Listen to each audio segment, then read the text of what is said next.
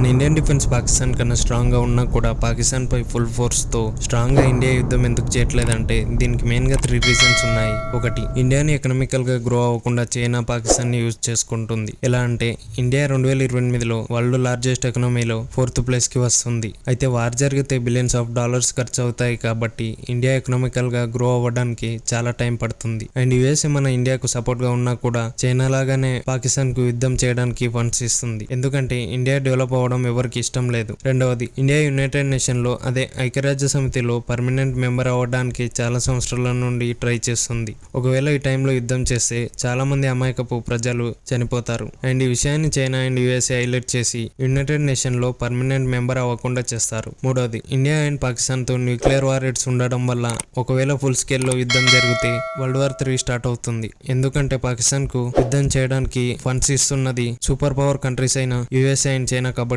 And ఇలాంటి informative videos కోసం just ఒక సబ్స్క్రైబ్ కొట్టండి.